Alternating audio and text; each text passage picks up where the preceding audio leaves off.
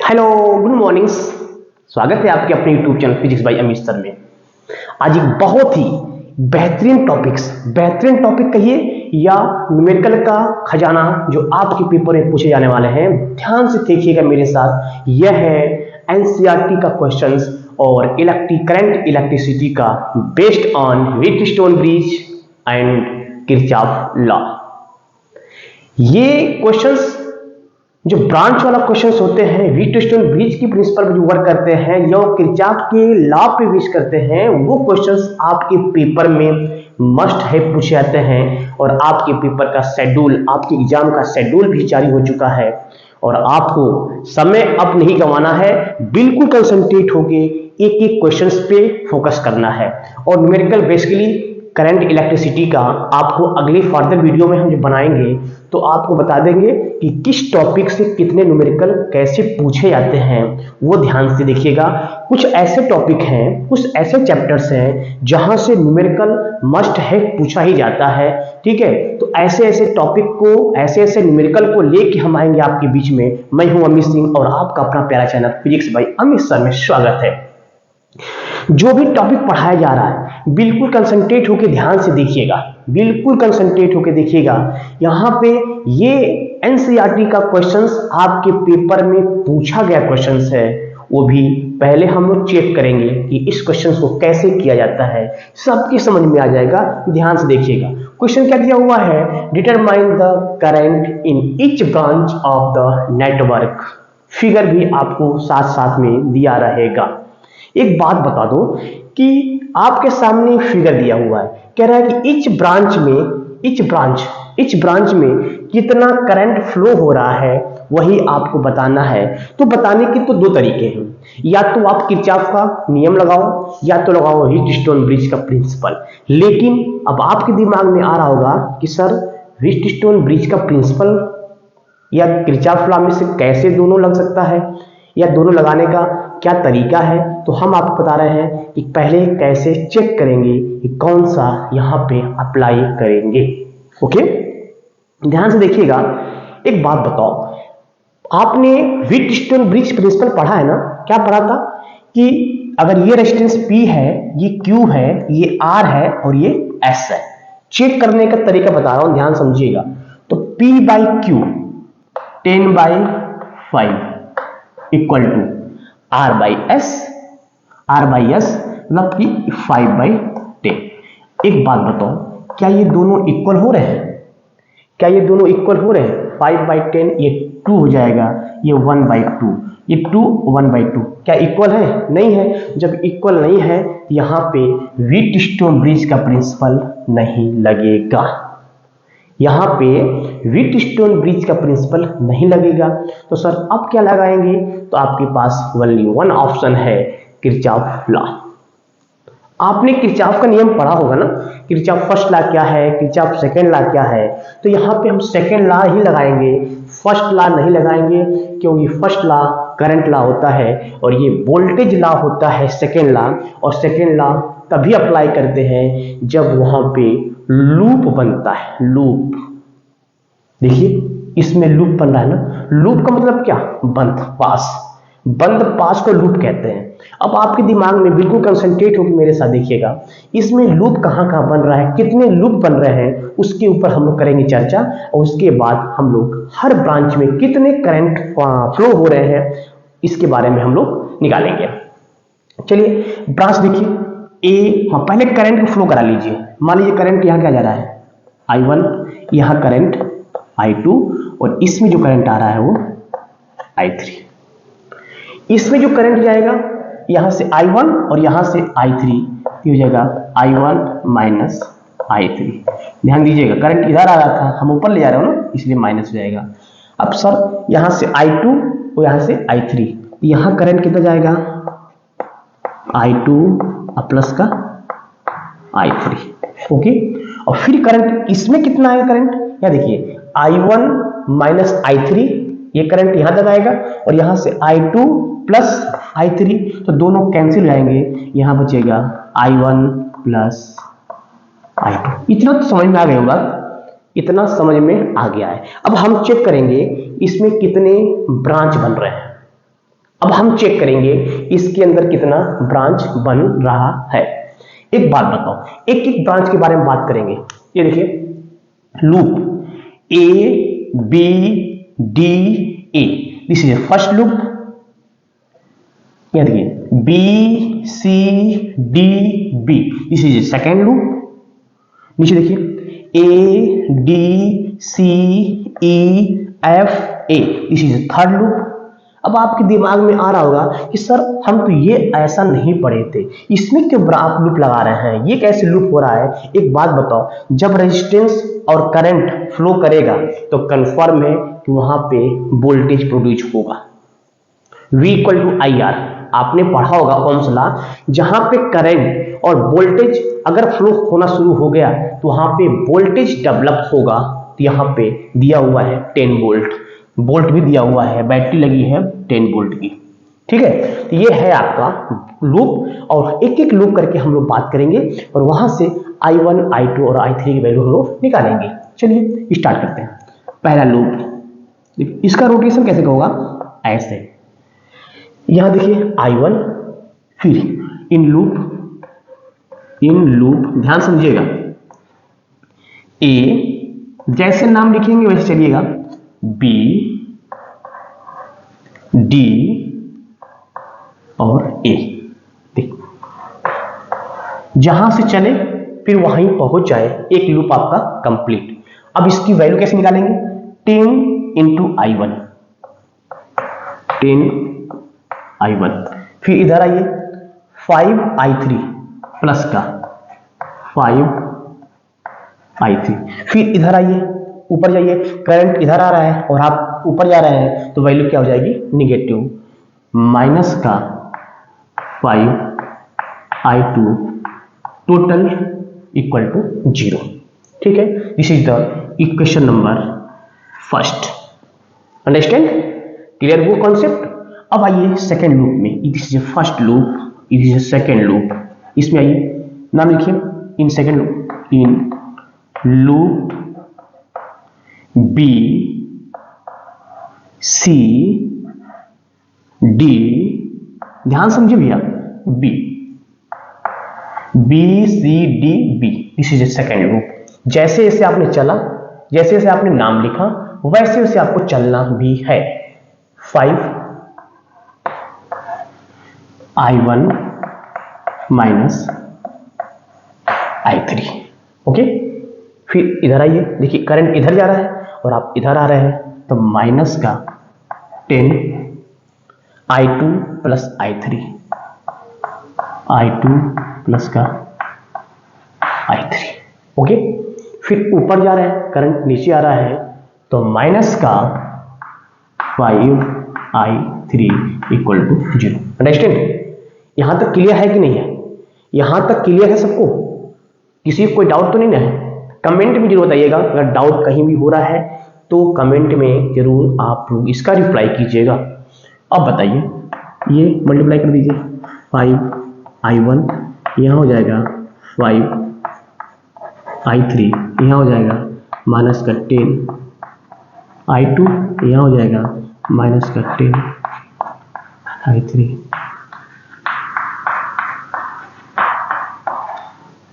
Zero.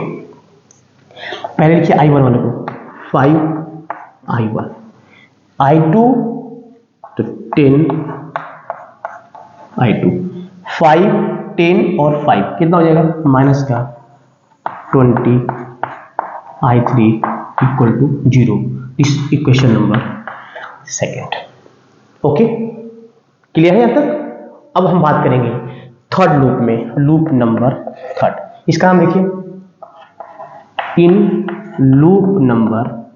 Loop third है ना, क्या नाम है, ए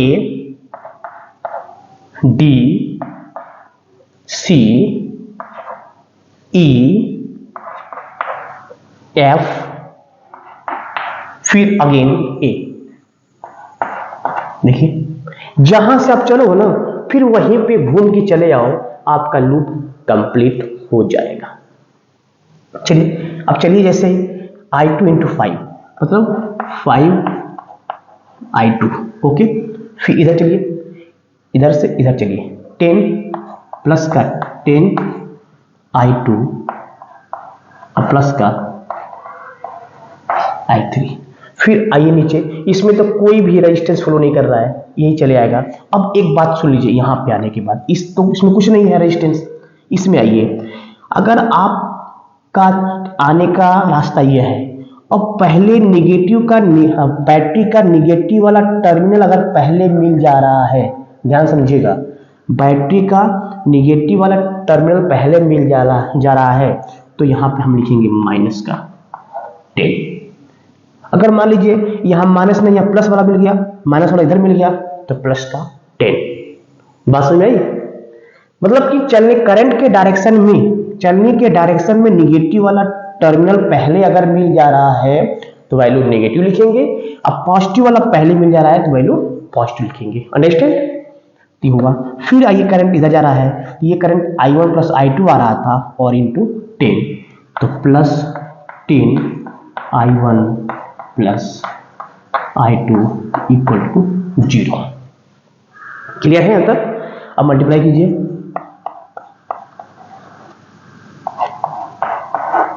10i2 प्लस का 10i3, देखो प्लस का 10i1 प्लस का 10i2 इक्वल टू, इसको उधर कर दीजिए 10।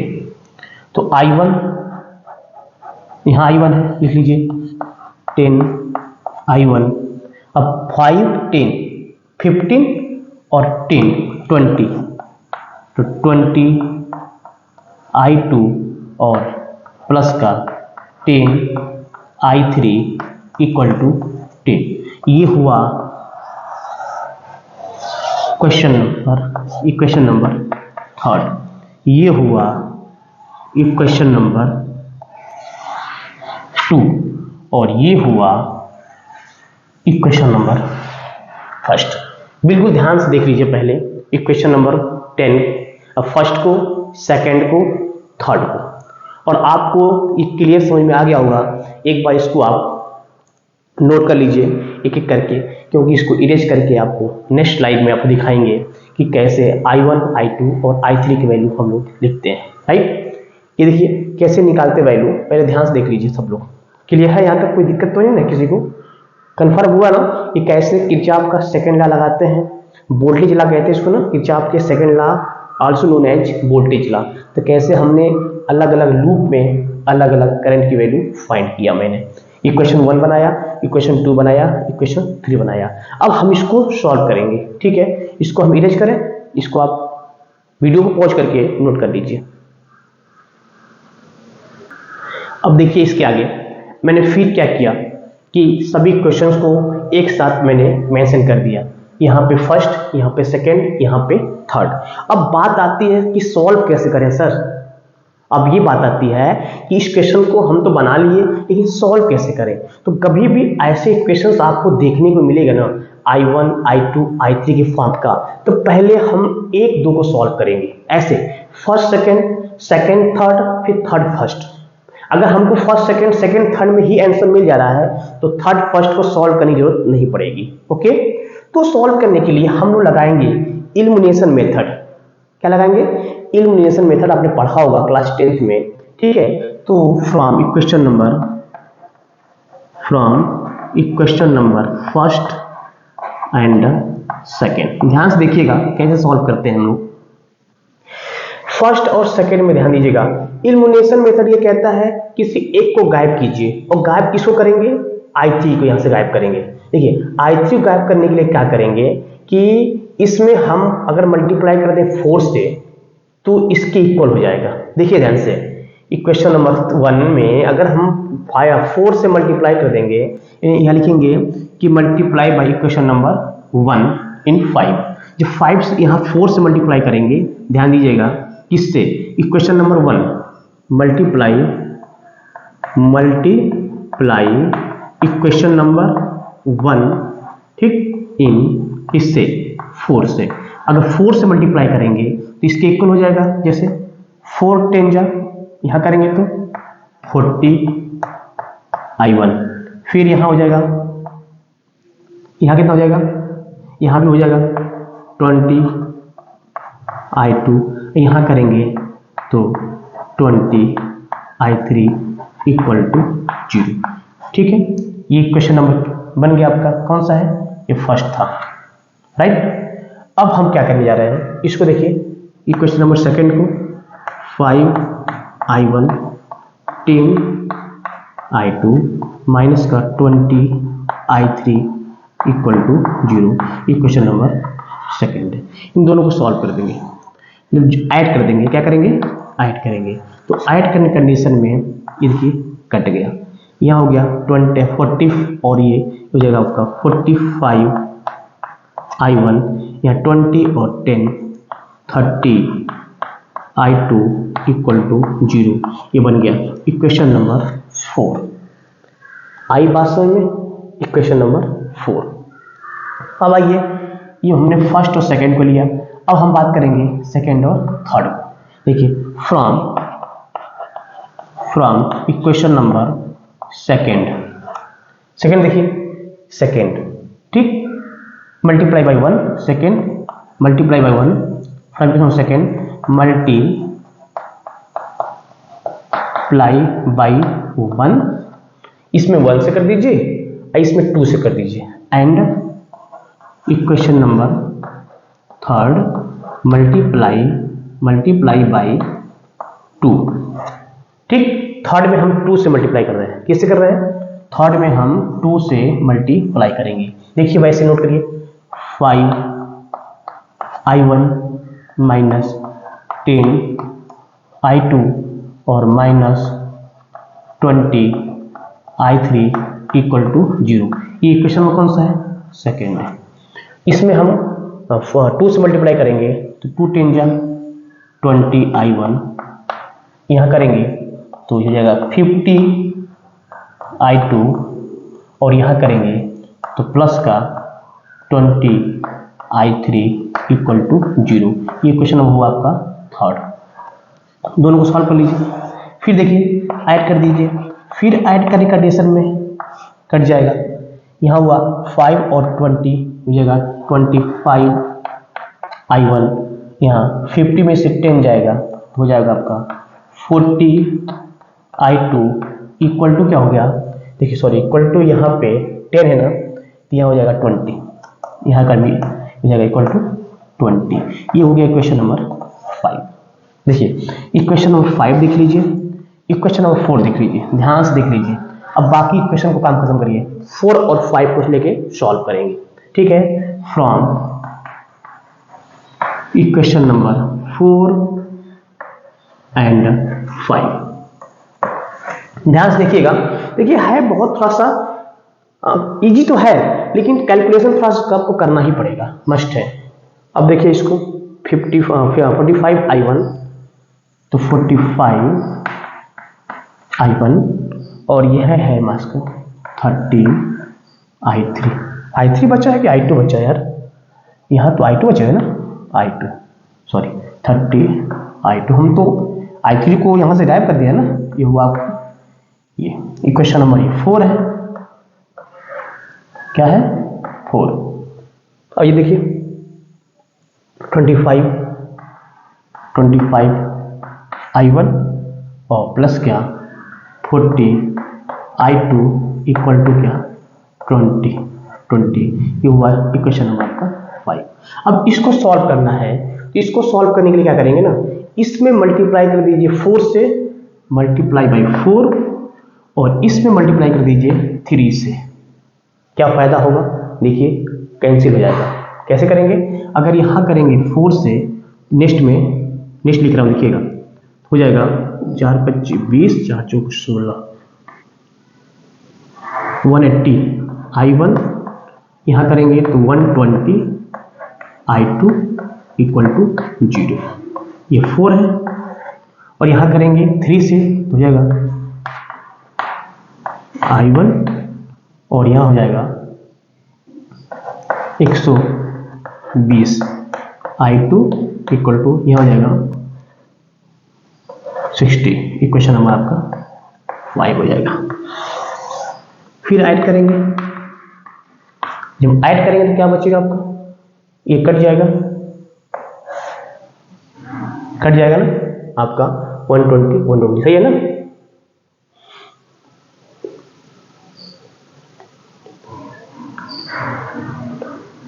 सही है, यहां भी किया मल्टीप्लाई, सही। अब एक बात बताओ, ये 5 हो जाएगा, 8 7 15, ये 1 255 I1 इक्वल टू 60, तो I1 इक्वल टू हो जाएगा 60/255। काट दीजिए 5 से, 5 काटेंगे तो हो जाएगा आपका 12 और 5 25 25, ठीक है, 5 1 5। फिर काट दीजिए 3 से और कटेगा इसको, 3 4 जा ये और 3 17 जा 51, तो I1 की वैल्यू निकल के चली आई 4/70। I1 की वैल्यू आ गई 4/70 एम्पियर। ध्यान समझिएगा, जब I1 की वैल्यू निकल आई तो I1 की वैल्यू किसी भी इक्वेशन में रख देंगे, चाहे आप 2 में रख दीजिए चाहे 3 में रख दीजिए, ठीक है, 2 3 नहीं, I1 की वैल्यू यहाँ पर उठा के रख दीजिए 4 में या 5 में। 4 में रखेंगे तो आराम से I2 की वैल्यू निकल जाएगी, ठीक है, इसको आप नोट करिए। बाकी अगर आपको हम दे दे रहे होमवर्क, इसको